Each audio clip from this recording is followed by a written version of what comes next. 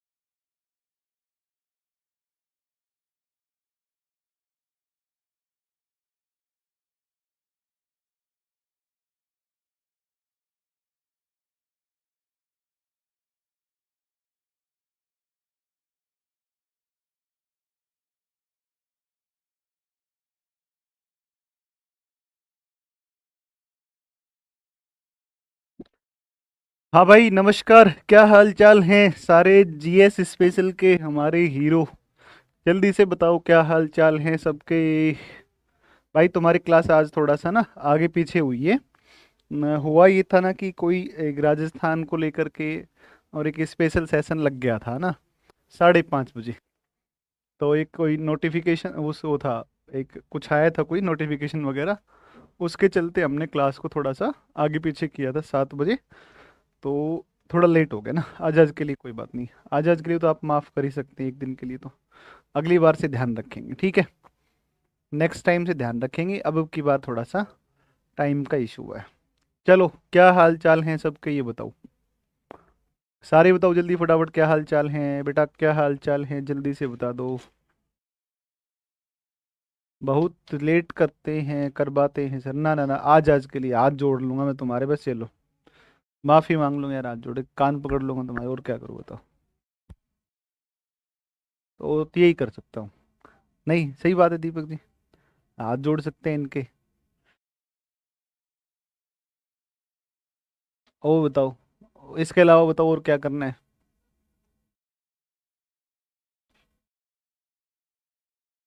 हाँ, ये हुई ना। कोई बात नहीं।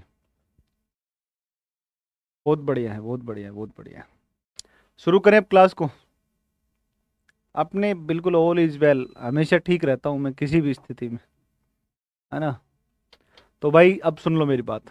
तुम्हारा एक टॉपिक चल रहा था पहला, टॉपिक नंबर 1, जिसका नाम था ब्रह्मांड। ठीक है?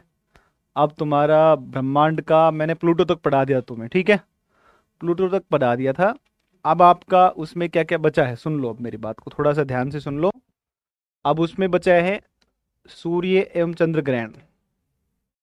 सूर्य एवं चंद्र ग्रहण। चंद्र ग्रहण। कुछ बेसिक जानकारी है किसके बारे में? चंद्रमा के बारे में। चंद्रमा की जानकारी। ठीक है? चंद्रमा की जानकारी। तो सूर्य ग्रहण, चंद्र ग्रहण, चंद्रमा की जानकारी। एक दो छोटी छोटी चीजें जैसे क्षुद्र ग्रह, उल्का पिंड क्या होते हैं, है ना, धूमकेतु क्या, छोटी छोटी वो जानकारियां। ये दो टॉपिक आज नहीं करेंगे इन टॉपिक को। ये दोनों टॉपिक तुम्हारे कवर होंगे कब? तो ये दोनों टॉपिक कवर होंगे तुम्हारे सैटरडे, शनिवार को। ठीक है? शनिवार को होंगे कवर। शनिवार को टॉपिक टेस्ट के साथ। शनिवार को टॉपिक टेस्ट के साथ, है ना, टॉपिक टेस्ट के साथ में। टॉपिक टेस्ट के साथ। ठीक है? तो टॉपिक टेस्ट तुम्हारा लेंगे और डिस्कस करवाएंगे उसको शनिवार को। तो टॉपिक टेस्ट लेंगे शनिवार में, जब डिस्कस करवाएंगे तो डिस्कशन के साथ, हाँ, एस्टेरॉइड्स होते हैं उल्कापिंड, उनके बारे में उसी समय बात करेंगे। ठीक है? तो ये जानकारी मैं टेस्ट के क्वेश्चन दूंगा ना, तो उसमें पीवाई क्यूज ले लेंगे भाई। यूपीएससी में पूछा है, यूपीपीएससी में पूछा है, बिहार पीएससी में पूछा है, एमपीपीएससी में पूछा है, कहीं से पूछा हुआ है वो क्वेश्चन आपके पीवाई क्यूज लेंगे, उनके साथ इन दोनों को मैं करवा दूंगा वहाँ पर। ठीक है? आज की क्लास में अपने नया टॉपिक स्टार्ट करेंगे। तो नया टॉपिक, दूसरा टॉपिक बताओ। नहीं, पेज वेज नहीं छोड़ने हैं आप। पेज वेज मत छोड़ो आप। टेस्ट है ना, वीक टॉपिक टेस्ट डिस्कशन ऐसे लिख लेना, है ना? तो शुक्रवार तक एक कोई भी 1-2 टॉपिक कवर कर लेंगे और पेज नहीं छोड़ने, टॉपिक टेस्ट डिस्कशन वहाँ लिख देना। अब मेन पॉइंट टेस्ट की जो क्लास होगी उसमें मेन पॉइंट को आप वहाँ पर नोट कर देना, वहीं पर लिख देना, कोई ऐसा विशेष चीज़ इसमें नहीं है कि बहुत भारी कोई जानकारी है, ठीक है। तो ये बात है। अब चंद्रमा को मैं 4 से 5 घंटे 6 घंटे पढ़ा सकता हूँ भाई, मेरे पास इतना कंटेंट चंद्रमा को, एक अकेले चंद्रमा के 6 घंटे पढ़ा दूँ, अकेला चंद्रमा। तो चंद्रमा की पढ़ने के लिए बहुत सारी चीज़ें हैं, है कि नहीं। सूर्य ग्रहण चंद्र ग्रहण को भी 2 घंटे 2.5 घंटा 3 घंटा पढ़ा दूंगा। लेकिन वो बात है ना कि वो एक रिलीवेंट भी ना है कंटेंट, कंटेंट वही चाहिए ना जो एग्जाम में क्वालिफाई करवाए। अब ऐसा थोड़ी है कि मतलब भाई बहुत भारी चीज़ें आएंगी एग्जाम में, वो ऐसा नहीं है, ठीक है। क्योंकि एनसीईआरटी बेस्ड होता है सारा मामला, जो सारा खेल है वो सारा खेल एनसीईआरटी बेस्ड होता है। और मैं जितनी भी स्टडी करवाता हूँ वो कंप्लीट एनसीईआरटी बेस्ड करवाता हूँ, है ना। एनसीईआरटी को निगाह में रख करके और फिर करवाता हूँ। जैसे अब मैं आपको बताता हूँ एक बार, देखो आप, अभी पेपर हुआ, है ना, ये पेपर हुआ, है ना, ये पेपर हुआ अभी इसका, मैं डिस्कस कर रहा हूँ तुमसे, 2 मिनट ले रहा हूँ तुम्हारा ना, 1-2 मिनट में टाइम लूंगा भाई, 1-2 मिनट टाइम लूंगा। ये पेपर हुआ एमपीपीएससी का, और एमपीपीएससी ने बिल्कुल साफ साफ आपको मैं दिखाऊं बेटा, तुम्हें सरप्राइज होगा कि यार सर ये कैसी बात बता रहे हो आप, तो बड़ी अच्छी बात बताई आपने। तो देखो इसमें ना एक क्वेश्चन जो है, ये देख, ये लिखा है, निम्न में से कौन सा कथन भारत की लैटेराइट मृदा के संदर्भ में सत्य है, सही कौन सा है, ये इसने पूछा है। बहुत अच्छा लगेगा तुम्हें इस प्रश्न को देख करके। लेटराइट मिट्टी के संदर्भ में, मृदा के संदर्भ में सत्य कौन सा, ये बताना है, ठीक है, ये बताना है। और लेटराइट मृदा उच्च ताप व भारी वर्षा वाले क्षेत्र में विकसित होती है। लाइन पढ़ लेना एक बार, लेटराइट मृदा उच्च ताप व भारी वर्षा वाले क्षेत्र में विकसित होती है। वापिस सुनो, उच्च ताप व भारी वर्षा वाले क्षेत्र में विकसित होती है, उच्च ताप व भारी वर्षा वाले क्षेत्र में विकसित होती है। देखो ये लिखा है, लेटराइट मृदा उच्च तापमान और भारी वर्षा के क्षेत्र में विकसित होती है। एजिट, एजिट जो का त्यो लाइन उठा के लिख रखा है, सीधी लाइन लिखी है। एनसीईआरटी क्लास 11 चैप्टर है मृदा, चैप्टर के अंदर देख लो आप, एजिट लाइन डिट्टो लिख रखा है, डिट्टो लाइन लिखी है, डिट्टो 74 नंबर पेज के ऊपर आपको मिल जाएगा, आप देख लो जा करके। और आओ, इसने लिखा है लेटराइट मृदा जैविक या ह्यूमस समृद्ध होती है, मतलब कह रहा है ह्यूमस काफी मिलता है, अधिक मिलता है, पश्चिम बंगाल में, असम में, उड़ीसा में पाई जाती है। देखो लेटराइट मृदा ह्यूमस समृद्ध होती है, इसने क्या लिखा है, इसने कहा है कि उच्च तापमानों में आसानी से पनपने वाले जीवाणु ह्यूमस की मात्रा को तेजी से नष्ट कर देते हैं। इसका मतलब इसमें ह्यूमस है नहीं मिलता है। इन मृदाओं में जैव पदार्थ, जैव पदार्थ मतलब देखो लिखा ना जैविक समृद्ध, यानी कि जैव पदार्थ नाइट्रोजन, फास्फेट, कैल्शियम की कमी होती है, जबकि ये कह रहा है कि इसकी क्या होती है, समृद्ध होती है, अधिक होती है।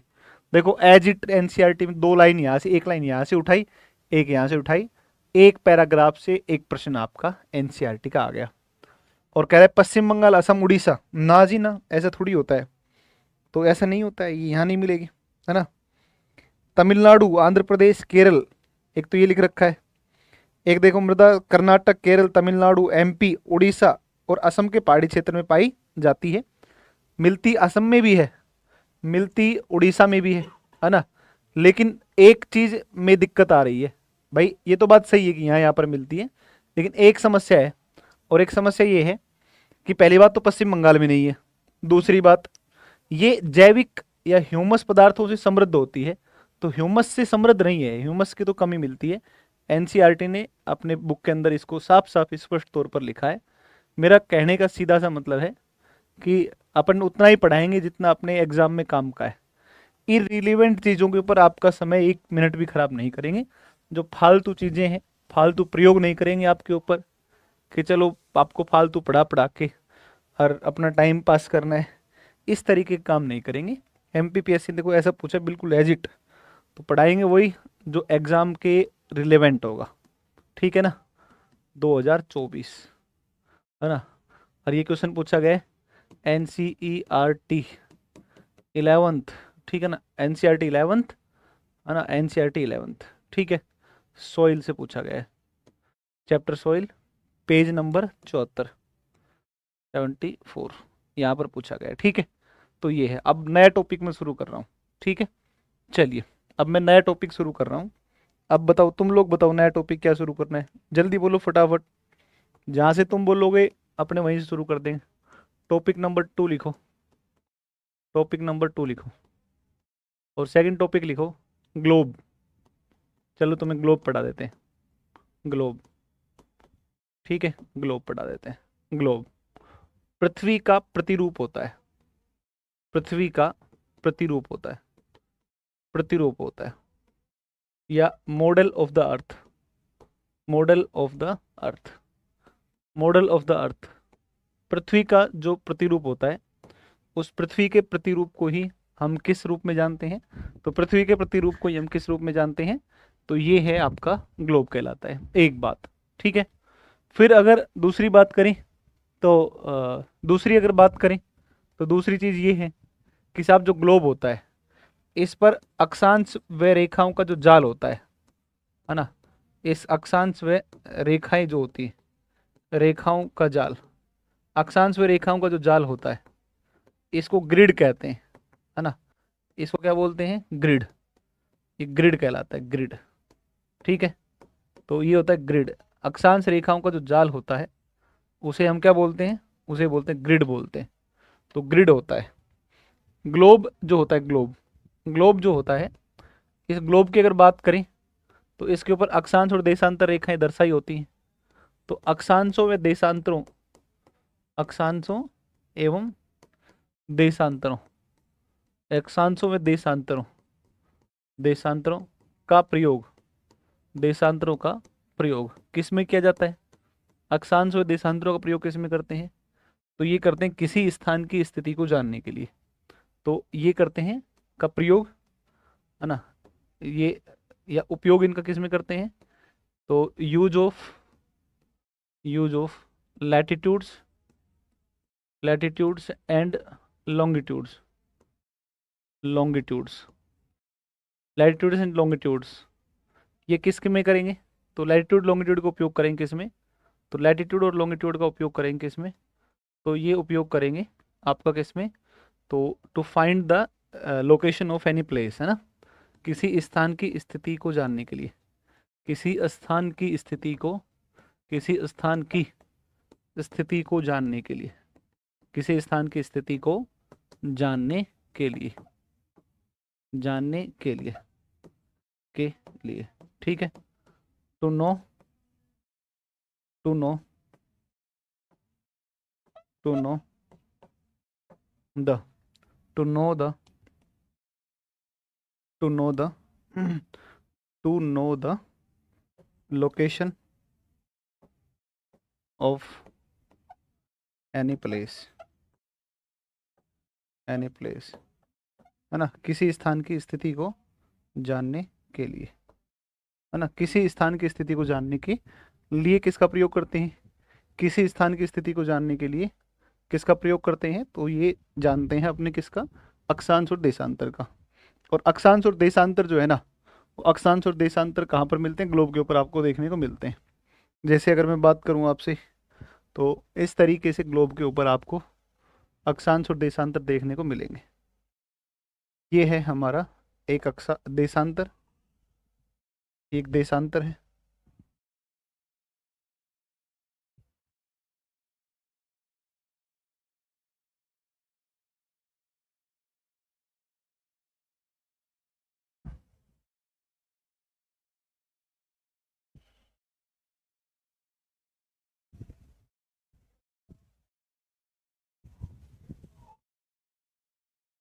ये लो, ये आपका हो गया ये जाल। और इस तरीके का जो होता है ना, ये, इसे हम ग्लोब कहते हैं, इसे हम बोलते हैं ग्लोब, है ना। और यही है ग्रिड, यही है ग्रिड, ये ग्रिड है। ठीक है, ये ग्लोब है। ऐसा प्रतिरूप होता है, इस तरीके का होता है। ये जो रेखाएं नॉर्थ साउथ हैं, ये ऐसे नॉर्थ पोल को साउथ पोल से, ये जो है ना, इसको बोलते हैं north pole, north pole, north pole, और एक कौन सा है नीचे की तरफ, कौन सा है, ये कौन सा है, ये है तुम्हारा south pole, south pole, south pole. एक नॉर्थ पोल है और एक कौन सा है, साउथ पोल। और एक लाइन जो अर्थ के सेंटर से निकलती है। अपने जब स्कूल में पढ़ते थे, तो स्कूल में पढ़ते थे, एक सिस्टम हुआ करता था, और एक सिस्टम हुआ करता था कि अपने स्कूल में साइकिल लेके जाया करते थे। फिर कई बार साइकिल भारी चलने लग जाती थी, बड़ा जोर लगाना पड़ता था, ठीक है। और जब बड़ा जोर लगाना पड़ता था तो हम साइकिल वाले के पास जाते थे और अपने जाकर 22 की गोला ग्रीस कर दे, ऐसे ही बोलते थे ना। और जब अपने गोला ग्रीस करवाते थे, तो गोला ग्रीस करवाते तो बड़ा ध्यान से देखते थे क्या कर रहा है वो। और जब ध्यान से देखते तो अपने को पता चलता था कि एक सेंटर में ना वो पहिए को निकालता था साइकिल से, और पहिए को निकाल करके, और वो एक ऐसा लोहे की रोड होती थी, और रोड होती थी रोड, उस रोड को बाहर निकालता ठोक पीट करके, निकाल करके, और उसमें ग्रीस वगैरह लगाता, गोली नहीं डालता उसके अंदर, है ना। और वो फिर रोड थी उसको वापस सेट कर देता, और दोनों तरफ ये पेच कस दे, वो क्या बोलते हैं जो भी होता है, स्क्रू कस देता दोनों साइड, कस के बल्ले भाई चला तेरी तेरी साइकिल। तो अपने एक चीज़ नोटिस करते कि ये जो बीच में रोड है, ये रोड फिक्स होती है, ये रोटेट नहीं होती, ये अपनी जगह फिक्स है। और इसके चारों तरफ पहिया रोटेट करता है, घूमता है। ऐसे ही अर्थ का सिस्टम है, अर्थ भी रोटेट करती है अपने एक्सिस के ऊपर, और अपने अक्स के ऊपर जब रोटेशन करती है, इसको अपने एक्सल बोलते थे। तो वो बोलते भाई एक्सल खराब हो गया, कितने रुपए का डलेगा, 20 रुपए का डलेगा। तो एक्सल चेंज कर दे, 20 रुपए एक्सल के जुड़ गए तेरे, तो जोड़ता था, 5 रुपए गोली ग्रीस, ये 10 रुपए का, ये 20 का, ये। तो बोले एक्सल खराब हो गया, एक्सल। तो वो एक्सल है ना, वो एक्सिस होता है एक्चुअल में। और एक्सिस क्या है कि एक्सिस वह लाइन है, वह इमेजिनरी लाइन है जो अर्थ के नॉर्थ पोल को साउथ पोल से मिलाती है। नॉर्थ पोल को किससे मिलाती है, साउथ पोल से। और अर्थ के ठीक सेंटर से होकर निकलती है, और एक्सिस के सापेक्ष, है ना, उसी के रिलेवेंट जो है, उसी के रिलेवेंट जो है, अर्थ क्या करती है, रोटेट करती है अपने एक्सिस पर। समझ में आई कि नहीं ये बात। तो एक इमेज, बंद करो एसी, बहुत ठंडा लग रहा है। तो उसी उसी में आप देखोगे कि इसके सापेक्ष आप देखोगे पृथ्वी क्या करती है, अपने एक्सिस के ऊपर रोटेट करती है। तो चलो वो तो उसमें आएगा, रोटेशन ऑफ अर्थ में आएगा। अब हम ग्लोब के अंदर देख लेते हैं साहब, ग्लोब का यूज किस में करते हैं। अब जैसे अगर अपने को कहे कोई, और जैसे अपने को ये कोई बोल दे, जैसे मान लो कि ये जो है अपने को बोल दे कि भाई मैं जो है ना, मेरी लोकेशन ये है, मैं किसी स्थान पर खड़ा हूँ और मुझे ढूंढो। तो अब जब मुझे ढूंढना होगा तो कोई कहेगा कहाँ पर खड़ा है, तो कौन से गांव में नहीं पता है, तो फिर तेरा लैटिट्यूड लॉन्गिट्यूड कुछ तो बता। तो वो कह रहा है भाई मेरे पास में ना जो लैटिट्यूड है ना, मैं 23.5 डिग्री लैटिट्यूड पर खड़ा हूँ, लैटिट्यूड पर खड़ा हूँ, ये 23.5 डिग्री अक्षांश पर खड़ा हूँ। तो उससे पूछा जाएगा भाई तू 23.5 डिग्री अक्षांश पर खड़ा है, लेकिन ये तो पता नॉर्थ पर है कि साउथ पर है। तो वो कहेगा यार मैं पता नहीं नॉर्थ पर लग रहा हूँ ना। तो उसने बताया कि मैं 23.5 नॉर्थ पर खड़ा हूँ। अब अपने ना पूरी धरती पे चक्कर काटेंगे, 23.5 नॉर्थ पर चक्कर लगाते रहेंगे पूरी अर्थ के ऊपर, तो अपने को पता थोड़ी चला कि कहाँ पर खड़ा है। अपने को ये तो पता है कि 23.5 पर कोई व्यक्ति खड़ा हुआ है, लेकिन ये नहीं पता कि 23.5 पर कहाँ पर है। भाई 23.5 तो पूरी अर्थ के ऊपर है ना, ऐसे पूरी अर्थ पर 23.5 है। तो फिर हम इसको कहेंगे यार केवल लैटिट्यूड से नहीं ढूंढ पाएंगे, तो अपना लॉन्गिट्यूड और बता। और जहां लॉन्गिट्यूड और लैटिट्यूड जहां पर काटेंगे वहीं पर वो खड़ा होगा। भाई कोई ना कोई तो लैटिट्यूड है, कोई ना कोई तो लॉन्गिट्यूड है जहां पर काट रहे हैं, जहां व्यक्ति खड़ा है। तो उसने कहा कि भाई मैं खड़ा हूँ 90 डिग्री नॉर्थ में खड़ा हूँ, ईस्ट में खड़ा हूँ, 90 डिग्री ईस्ट में खड़ा हुआ हूँ, और ये मेरा लॉन्गिट्यूड है, ये मेरा देशांतर है, तो मैं इस देशांतर के ऊपर हूँ। तब अपने क्या करेंगे, अपने देखेंगे कि 23.5, अच्छा ये है, ये 23.5 है, अच्छा जी। तो फिर यहाँ जो व्यक्ति खड़ा है वहां से कौन सा देशांतर जा रहा है, अच्छा ये 90 जा रहा है यहाँ से। अच्छा तो इसका मतलब जहां पर 90 और 23.5 एक दूसरे को काटते हैं वहीं पर वो व्यक्ति खड़ा हुआ है। तो किसी व्यक्ति की या किसी स्थान की लोकेशन को जानने के लिए वहां का लैटिट्यूड भी पता होना चाहिए, और वहां का क्या भी पता होना चाहिए, लॉन्गिट्यूड। तो लॉन्गिट्यूड और लैटिट्यूड दोनों चीजों की नीड होती है किसी स्थान की लोकेशन को जानने के लिए, ये ध्यान रखना। किसी स्थान की स्थिति को जानने के लिए हमें लैटिट्यूड भी चाहिए, और क्या भी चाहिए, हमें लॉन्गिट्यूड भी चाहिए। ये थोड़ा सा ध्यान रखना है बच्चा, समझ में आ गई बात। तो लैटिट्यूड और लॉन्गिट्यूड दोनों की नीड होती है किसी स्थान को जानने के लिए, केवल एक चीज के माध्यम से हम नहीं जान पाएंगे, ठीक है। तो केवल एक चीज के माध्यम से अपने को पता नहीं चलेगा, ठीक है।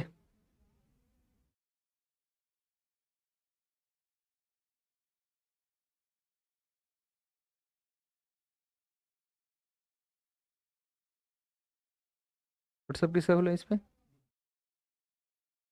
देखो, आपको मैं एक बहुत प्यारा प्रश्न करवा देता हूँ, और बहुत अच्छा अच्छा क्वेश्चन है, बहुत बढ़िया क्वेश्चन है। देखो एक बार, यूपीएससी ने पूछा एनडी एग्जाम के अंदर।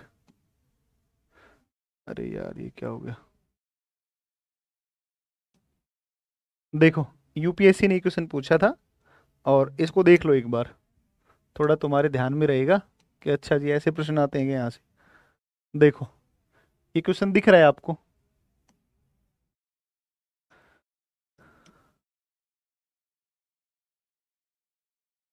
ये देखो, ये क्वेश्चन आप सबको दिख रहा होगा, और इस क्वेश्चन को एक बार देख करके इसको आप आंसर करने की कोशिश करो, इसका सही उत्तर क्या होगा। सबको दिख रहा है कि नहीं दिख रहा है, पहले तो ये बताओ। सभी को दिख रहा है ना? दिख रहा है सभी को। देखो एक बार, इसका उत्तर करने की कोशिश करते हैं, इसका आंसर करने की कोशिश करते हैं। कह रहा है, समाचार देखते समय आप किसी स्थान के बारे में सुनते हैं जिसके बारे में आपने पहले कभी नहीं सुना। आप उस स्थान के बारे में और अधिक जानना चाहते हैं तथा आप उसे मानचित्र पर ढूंढना चाहते हैं। आपको निम्नलिखित में से किसकी या किन की आवश्यकता होगी ताकि आप मानचित्र पर उस स्थान का पता लगा सकें। While watching news, you hear about a place of which you had never heard earlier. You want to know more about the place, and you want to locate it on the map. Which of the following is or are required for you to be able to locate the place on the map? है ना? Only latitude of the place, only longitude of the place, both longitude and latitude of the place, latitude, longitude and altitude of the place. उस स्थान का केवल अक्षांश, उस स्थान का केवल देशांतर, उस स्थान के देशांतर अक्षांश दोनों, उस स्थान के अक्षांश देशांतर और उस स्थान की उच्चता। ये लो, बताओ क्या चीज आपको पता होनी चाहिए ताकि आप उस स्थान का पता लगा सके। तो देख लो इसमें सही आंसर कौन सा होगा, तो सही उत्तर कौन सा होगा जो मैंने बताया है आपको। उस स्थान का हमें अक्षांश पता हो और उस स्थान का देशांतर, ये दोनों ही चीज़ें आपको जरूरत पड़ेगी। तो both longitude and latitude of the place, उस स्थान का लॉन्गिट्यूड और लैटिट्यूड दोनों का पता हो। इसमें लिख रखा है उस स्थान का अक्षांश, देशांतर और उस स्थान की उच्चता, एल्टीट्यूड, हाइट ना जरूरत नहीं है ना। अक्षांश देशांतर पता होगा, लोकेशन अपने पास में आ जाएगी। ठीक है, तो सही उत्तर कौन सा है? सी इसका आंसर बिल्कुल सही है।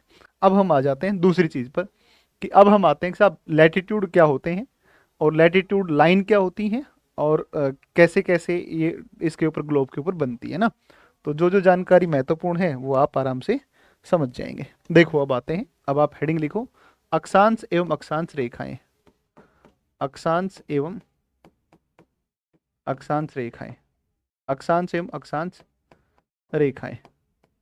इस पर आओ, latitudes and latitude lines, latitudes and latitude lines.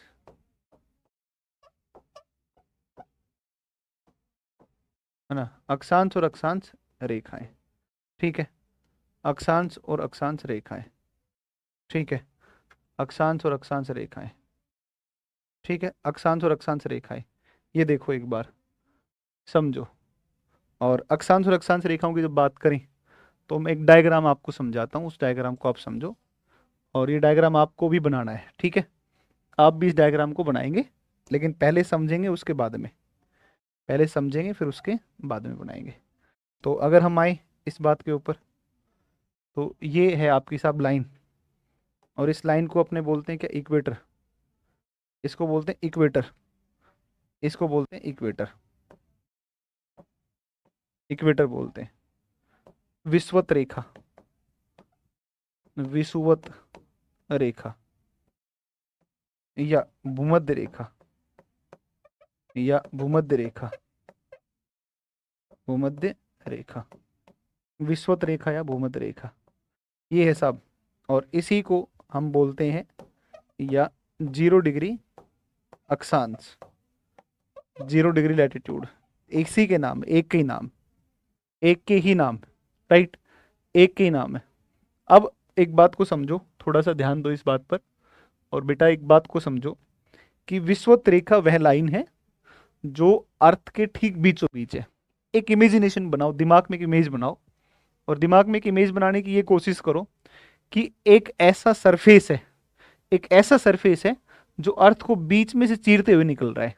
मान लो ऐसे इमेजिनेशन करो, गोल पृथ्वी है, भगवान विष्णु का सुदर्शन चक्र है, और वो भगवान विष्णु ने छोड़ा है, और अब वो बीच में से अर्थ को क्या कर दिया, काट रहा है। ऊपर का हिस्सा, एक नीचे का हिस्सा, तो नॉर्थ हेमिस्फीयर, और एक कौन सा हो गया, साउथ हेमिस्फीयर। और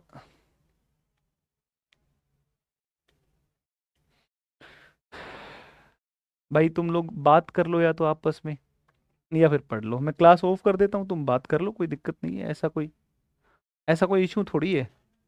ए भाई, ऐसा कोई इशू नहीं है कि मतलब तुम्हें बात करनी हो और मैं ज़बरदस्ती पढ़ाऊँ। आज आज के लिए बात हो जाएगी, मैं आराम कर लूँ, क्या दिक्कत है। ए भाई,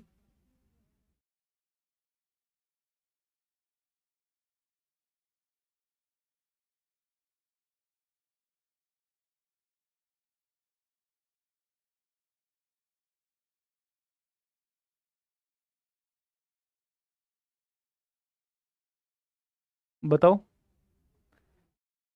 ये ठीक समाधान है, मैं आपको बता रहा हूँ, कुछ नहीं रखा है पढ़ाई वढ़ाई में। ये पढ़ाई जो है ना, जब फालतू फ्री जो लोग होते हैं, जिनको कोई काम नहीं होता है, पढ़ाई करते हैं वो लोग अपने करेंगे, बिजनेस करेंगे, उद्योग करेंगे। तो जिन बच्चों को उद्योगपति बनना है वो सब अपने आराम से जो है सब छोड़ दो, ये मोह माया है पढ़ाई। देखो कितना कष्ट होगा, अब तुम वीडियो देख रहे हो, इससे क्या होगा, आंखें खराब होंगी तुम्हारी, है कि नहीं, आंखें खराब हो जाएंगी बेटा, है ना, आंखें खराब हो जाएंगी बेटा आपकी ना। तो आंखें खराब मत करो, आराम करो, अभी मुंह मुंह धो करके आराम से, और फिर अपने चाय पियो, घर वालों पे पूरा रोब झाड़ो, है ना, कि तुम्हारे लिए कुछ कुछ करें, तुम्हारे लिए कुछ लाएं, राजाओं के जैसे तुम्हें ठाट बाट करवाएं, है कि नहीं है। तो घर वालों पे रोब चलाओ बैठ करके, यहाँ क्या कर रहे हो पढ़ाई में, है, बताओ। कुछ नहीं रखा है, ये पढ़ाई वढ़ाई सब फालतू चीज़ है। देखो मैं पढ़ के देखो पछता रहा हूँ, क्या कर रहा हूँ देख लो, फालतू तुम बताओ, टाइम खराब कर रहा हूँ बच्चों का, आंखें खराब करवा रहा हूँ, है कि नहीं है। तो पढ़ाई में कुछ नहीं रखा है, देखो। लेकिन चलो, जो फालतू बच्चे हैं, जिनको जीवन में कुछ नहीं करना है, जिनके पास कुछ काम नहीं होता, वो पढ़ाई करते हैं, समझ में आई बात। तो अब देख लो, देखो, इधर ध्यान दो, जिनके पास कोई काम नहीं होता है वो पढ़ाई करते हैं, ठीक है। चलो इस पे ध्यान दो, आपने इमेजिनेशन कर रहे थे, अब अपने एक डायग्राम ले लिया, एक तल जो कि पृथ्वी के सेंटर से होकर के गुजरता है, केंद्र से, यहाँ पर है ये तल, ठीक है। और ये जो तल है, यहाँ से आप देखेंगे तो ये तल हो गया 0 डिग्री, यही इक्वेटर है, यही जो तल आपने लिया, ये वाला यही कौन है, यही इक्वेटर है, ये है इक्वेटर, ठीक है, ये इक्वेटर है, राइट। अब ये डायग्राम तो तुमसे बनेगा नहीं, है ना, तो डायग्राम तो नहीं बनेगा, लेकिन चलो कोई बात नहीं, नहीं बनेगा तो नहीं बनेगा, क्या करें। ये आपका इधर से आप देखोगे तो ये इस तरफ आप आओगे तो ये इस तरीके से ये आपको ये तल दिखेगी, सेंटर दिख रहा है अर्थ का, और ये जो है किसी भी स्थान का कोणीय मान, ये किसी स्थान का कोणीय मान। देखो इसके सापेक्ष मतलब ये सेंटर हो गया, केंद्र हो गया, और ये तल हो गया, वो तल हो गया जो पृथ्वी के बीचों बीच से जा रहा है, ये इक्वेटर, और इक्वेटर के सापेक्ष किसी स्थान का कोणीय मान, इक्वेटर के सापेक्ष, विषुवत रेखा के सापेक्ष किसी स्थान का कोणीय मान, है ना। उसी कोणीय मान को हम क्या बोलते हैं, जैसे ये आपने कोणीय मान ले लिया, कितना डिग्री है, 30 डिग्री है, एक ये ले लो, 30 तो नहीं होगा, ये ज़्यादा होगा, 60 डिग्री के आसपास ले लो, है ना, 60 डिग्री के आसपास है। तो समान कोणीय मानों को मिलाते हुए एक लाइन खींच देंगे, और समान कोणीय मानों को मिलाते हुए जो लाइन खींची जाएगी, उस लाइन को क्या बोल देंगे, उसको बोल देंगे लैटिट्यूड।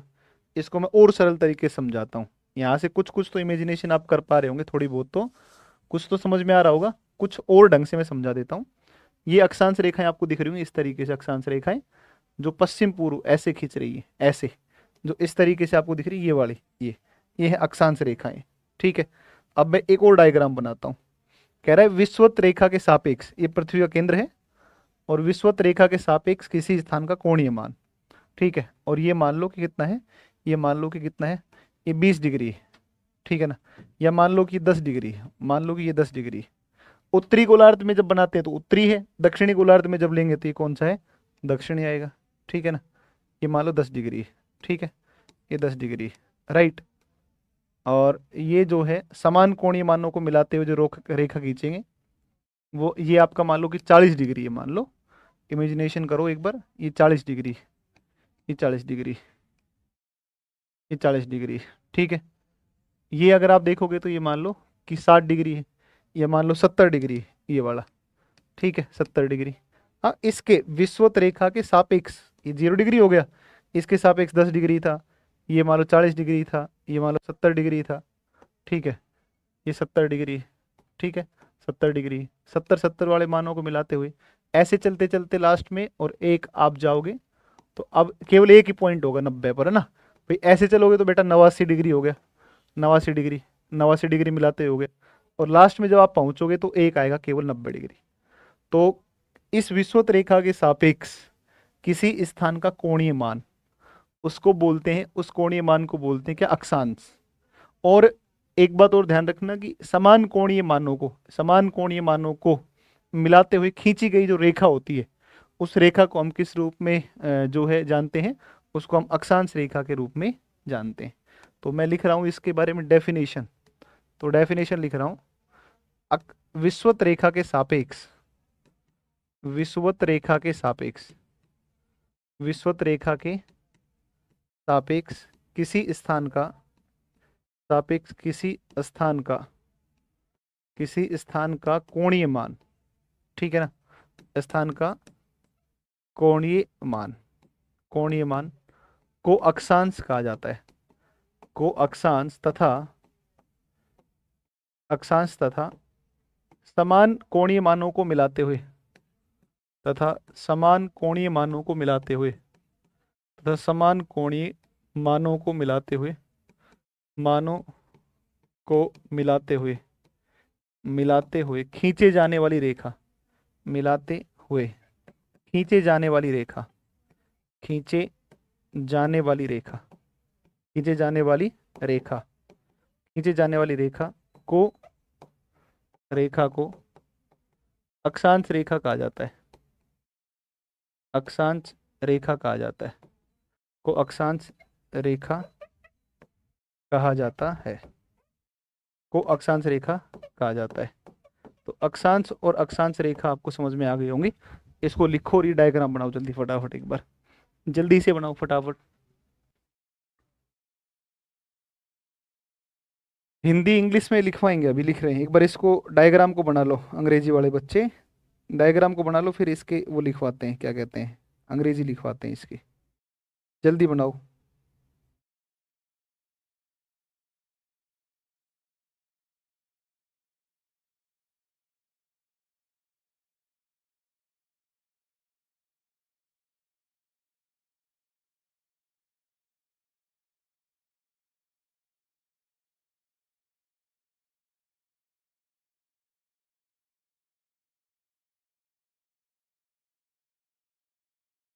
इसको एक बार लिख लो, अंग्रेजी वाले बच्चे लिख दो, लिख दो।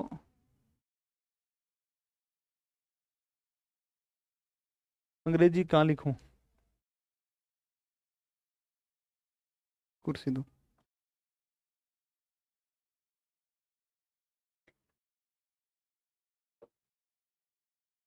भाई हिंदी, अब मैं दोनों ही चीजें बताता हूँ आपको, हिंदी भी बताता हूँ इंग्लिश भी बताता हूँ, है ना। तो आप लिखो, इसमें अंग्रेजी में लिख दो, अंग्रेजी वाले। अब मैं तो दोनों ही लैंग्वेज का प्रयोग करता हूँ, बताओ क्या करूँ अब मैं तुम्हारा इलाज। Angular value of any place on the earth, on the earth relative to equator, equator is called latitude latitude and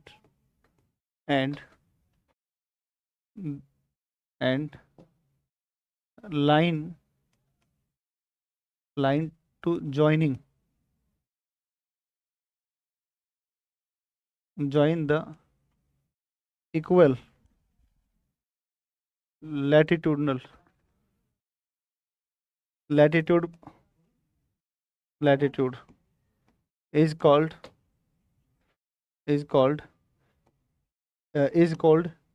latitude line.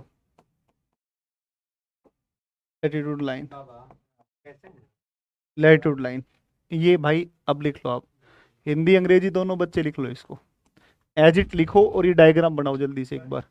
फिर लिखते हैं कि total number of equator latitude lines, समझाता हूँ फिर एक और डायग्राम बना करके।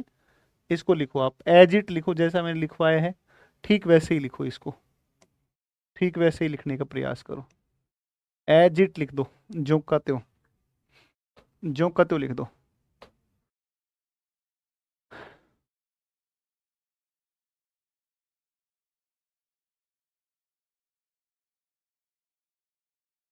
देखो मैं आप ना एक चीज कभी नोटिस करना बच्चे, एक चीज कभी नोटिस करना, मैं दोनों लैंग्वेज प्रॉपर तरीके से लिखता हूँ, आप कभी भी देखो, और सारी चीजों को ना बोर्ड के ऊपर मेंशन करता हूँ, सारी चीजों को बोर्ड पर मेंशन करता हूँ, सारी चीजें लिखता हूँ, दोनों भाषा में लिखता हूँ हमेशा, हिंदी में भी लिखता हूँ, इंग्लिश में भी लिखता हूँ। हिंदी और इंग्लिश दोनों भाषाओं में लिखता हूँ, है ना। ठीक है, अब इनकी कुछ कैरेक्टरिस्टिक्स पर बात करते हैं ना, और कुछ कंक्लूजन निकालते हैं, ठीक है। अच्छा कोई बात नहीं, उसका थोड़ा सा ध्यान रखेंगे ना। चलो अब एक बार थोड़ा ध्यान दो अगली बात पर, कितने लैटिट्यूड्स होते हैं और कितनी लैटिट्यूड लाइंस होती हैं उस पर आते हैं अपने, ठीक है।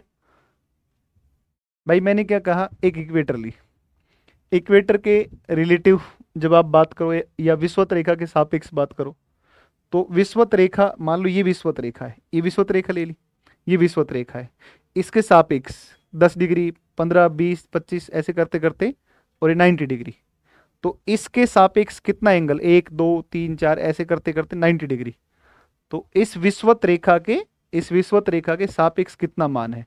तो विषुवत रेखा के सापेक्ष अगर आप देखोगे, तो विषुवत रेखा के सापेक्ष जो है 10 डिग्री उत्तर, 10 डिग्री उत्तर, और सारे विषुवत रेखा के सापेक्ष 10 डिग्री को मिलाते हुए एक लाइन बनाई, और उस लाइन को क्या कहा हमने, इक्वेटर कहा, वो कहा सॉरी 10 डिग्री लैटिट्यूड कहा। तो अब देखो कितने लैटिट्यूड्स हैं, कितनी लैटिट्यूड लाइन्स हैं। अब सेकंड थिंग आती है, दूसरी चीज आती है इसके ऊपर, और दूसरी बात आती है कि साहब टोटल नंबर ऑफ लैटिट्यूड्स कितनी है।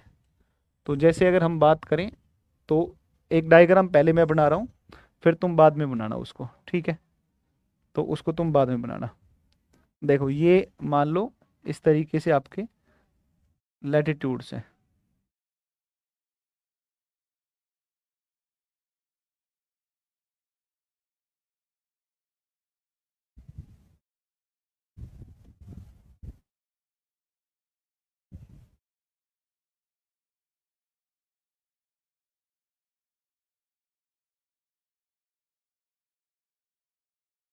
ठीक है।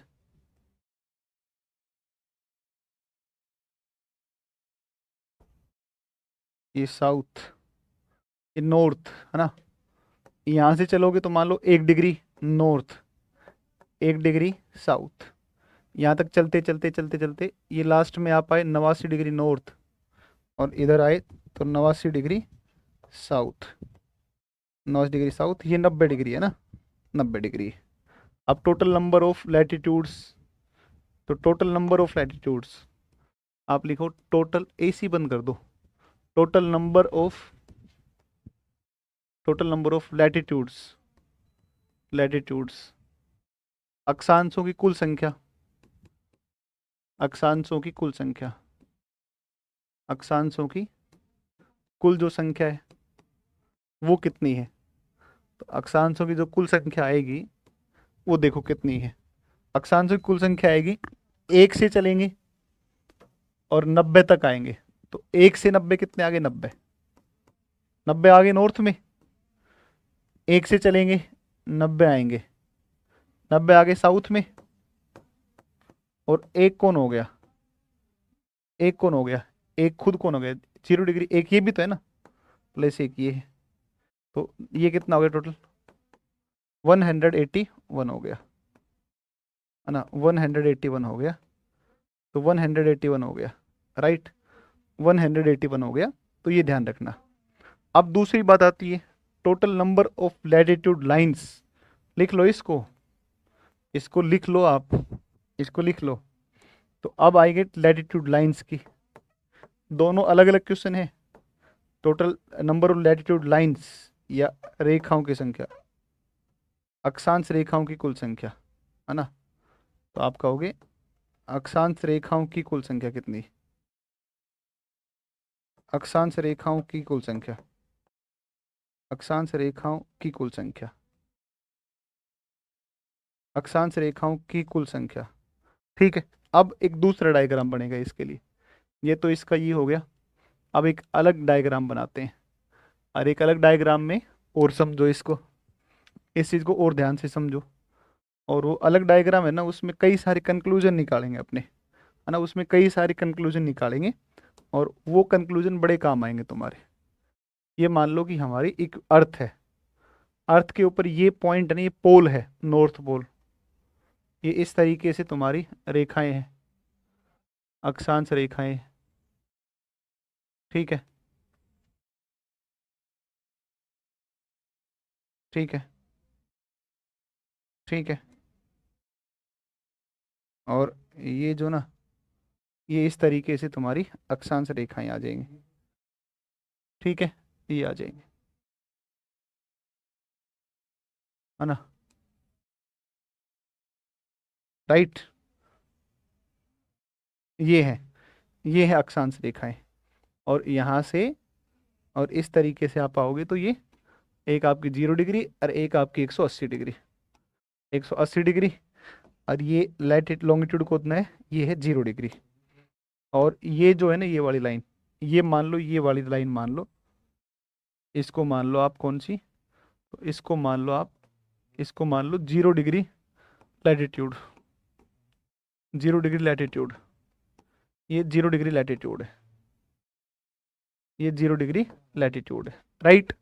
अब देखो आप, 0 से आप बेटा जैसे जैसे पोल की तरफ आप चले, इसको मान लो, imagine that it is north pole, 90 degree north, है ना, ध्रुव, 90 डिग्री उत्तरी ध्रुव है, या ध्रुव को हम क्या बोलते हैं, पोल बोलते हैं, ये उत्तरी ध्रुव हो गया।